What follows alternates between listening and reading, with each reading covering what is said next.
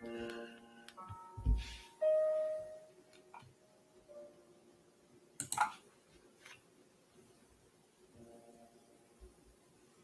morning, dear friends. Here we are for another message from the book Calmness by the Spirit Emmanuel through the mediumship of Francisco Candido Xavier. I hope this message finds you very well today, not only yourself, but also your family members.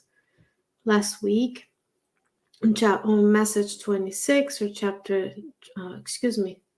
25, we talked about family connections. And today we're going to be talking about those around us, around yourselves. I want you to think about how the presence of those around you, in your family members, your friends, your co-workers, especially those who are related to you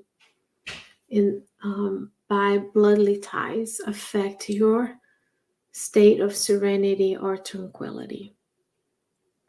And we are doing these studies on Tuesday mornings. The Spirit Society of Richmond team has translated this message, and we're sharing with you because we want everybody to be able to benefit from the wise words of Emmanuel. We want us to think about how these messages affect our daily lives. It's not only for us to know, but for us to feel. And Emmanuel gives us very wise and practical advice on how to deal with and how to live with the companions that God granted us in this life. And that's what we're going to be today. And he titled this message, Around You. Emmanuel will say, around you always find in the world the school of spiritual improvement in which you enrolled through the physical cradle. This unquote for now. How many of us goes through life complaining about everything, that our upbringing wasn't right, where we are doesn't work, and the laws are hard, and life is difficult. But he's saying here, around us is a school, meaning we're here to learn. Why do you go to school for? The forgetfulness of the past and the fact that you reincarnate as a baby. You have to develop your senses, your intellect, to go to school, to learn skills, which the majority of schools on the earth are intellectual, knowledge-based skills. Yet some of them are better and teach us a little bit more of emotional, social skills. But the majority of us go to school to learn how to write, how to read, how to do mathematics, how to be in relation to others. But most importantly, the school that he's referring to is one of his spiritual improvements. So in the world, we are here together to learn, to improve our spiritual condition, those invaluable spiritual skills that will be moving from lifetime to lifetime with us. Third most important is one sentence, 3 lessons. A school for learning, but not only just learning intellect like we treat our schools on the earth, but a school of spiritual improvement. Teaching number 2, 1 phrase. Teaching number 3, in which you enrolled through the physical cradle. So now he's telling us that we voluntarily ask to return to the physical body.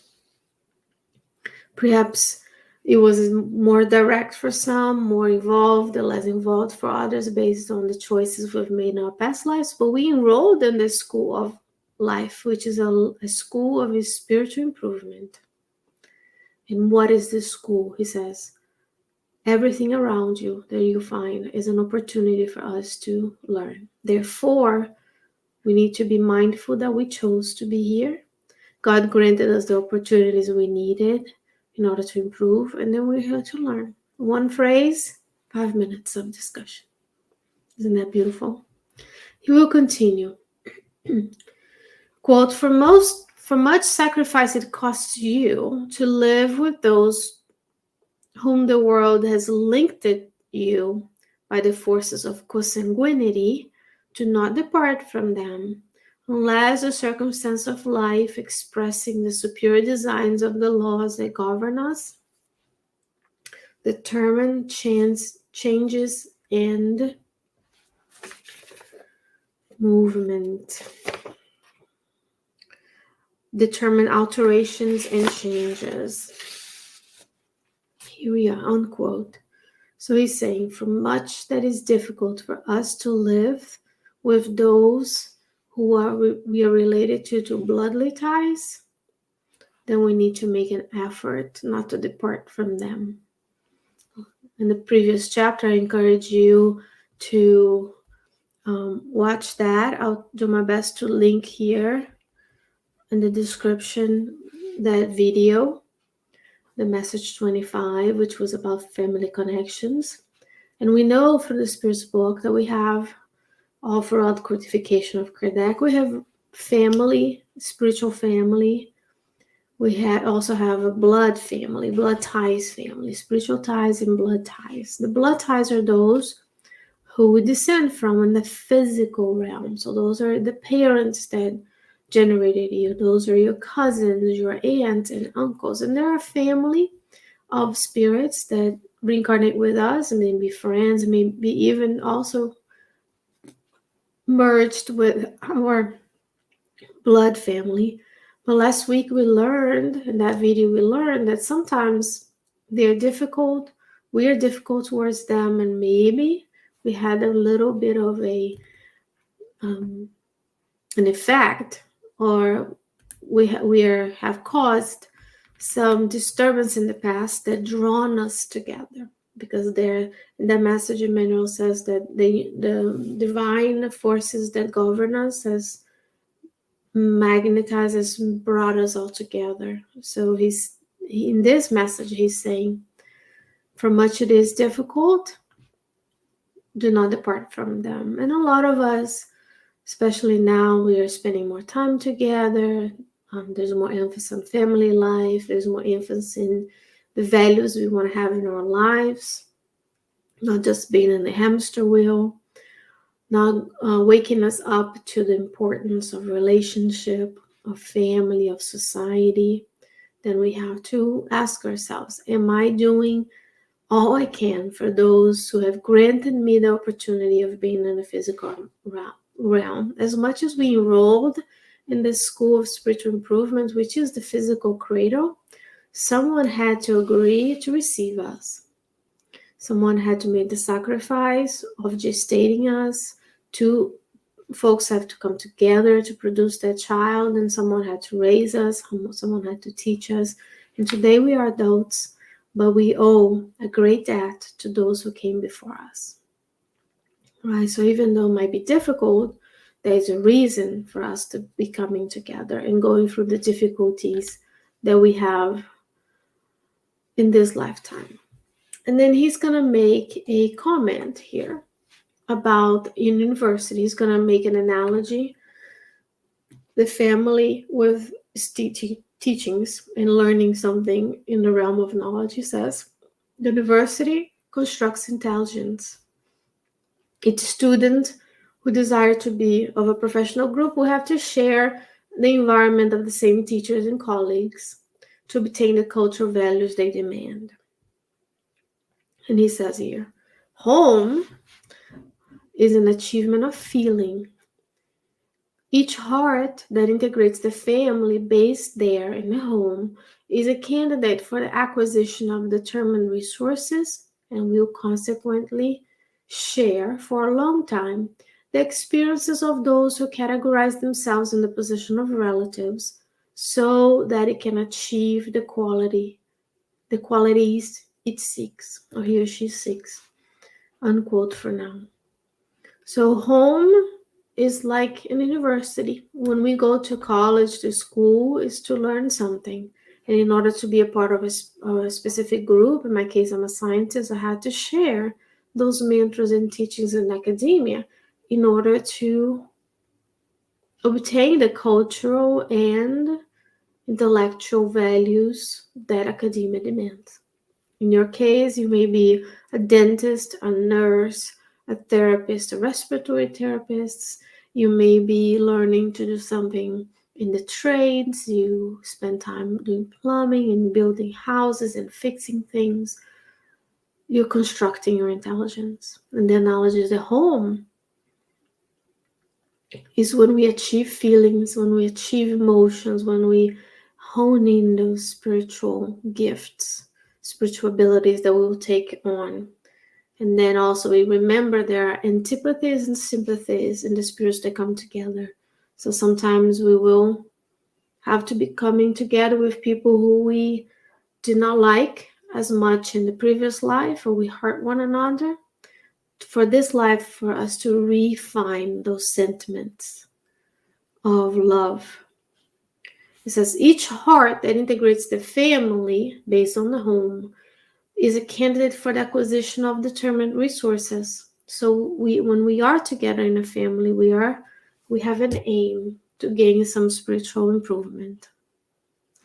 And he says we'll consequently share for a long time the knowledge of being in school, the experience of those who categorize themselves in the position of relatives. So we can get those qualities that we seek.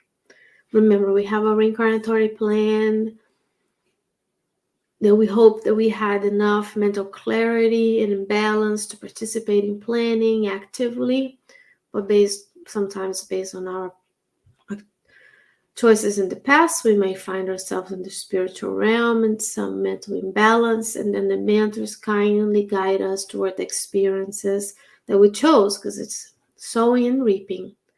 So today we reap the consequences of what we've made in the past, but it's not all punitive, because it's with much grace and love that we have a lot of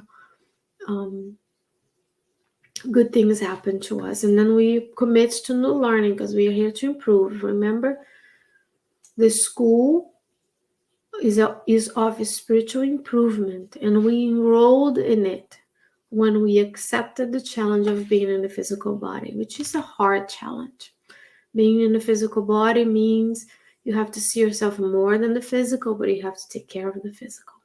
That includes good nutrition, good sleep, exercise, feeding ourselves good mental energies.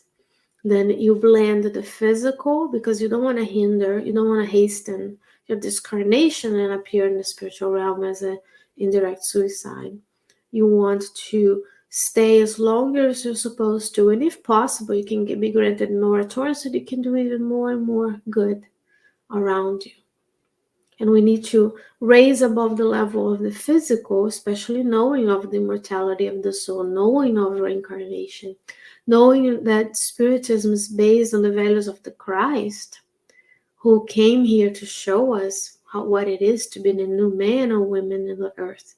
Then we have to commit to work versus just focusing on what is not that important.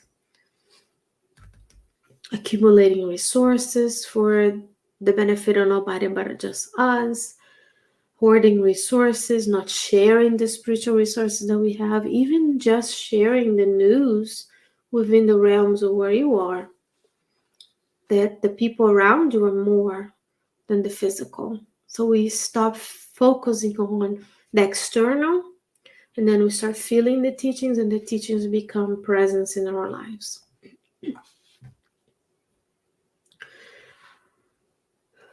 So he will give us a couple more tips for us, and the message is much longer, but I'm going to stop it here for today. And he will say, if problems and trials record your days at the Domestic Institute, advise yourself with faith in God and keep your patience in the learning you're going through, unquote. So when we are here talking about calmness, tranquility, and serenity, we need to accept what it is. And then if we find ourselves within a certain family circle in a geographical location on the earth that lives in a geographical location on the solar system and in the universe for that matter, then we accept that we are earthlings, We are here for a reason. Those folks are here for my spiritual improvement, and am I for their spiritual improvement. I'm not saying people are here to serve a need for us, but we are all together sharing this time together, sometimes long time for our perspective on the earth, that 80, 100 years is nothing compared to the eternal nature of ourselves. But we are here to share those experiences together, to learn the spiritual acquisitions that we came here for.